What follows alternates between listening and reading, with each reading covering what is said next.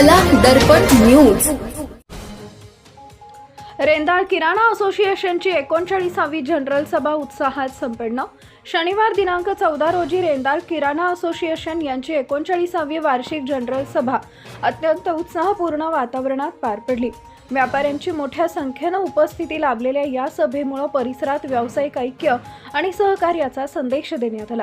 या कार्यक्रमासाठी प्रमुख पाहुणे म्हणून सुरेश इंग्रोळे आणि अरुण सावंत संचालक चेंबर ऑफ कॉमर्स कोल्हापूर उपस्थित होते। तसेच चंद्रकांत तेली अध्यक्ष पट्टण कोडोली यांनीही कार्यक्रमाला विशेष उपस्थिती लावली। सभेदरम्यान अरुण सावंत यांचा भव्य सत्कार करण्यात आला। त्यांच्या व्यावसायिक अनुभवामुळे आणि व्यापारी संघटनांमधील योगदानामुळे उपस्थितांनी त्यांचं जोरदार स्वागत केले।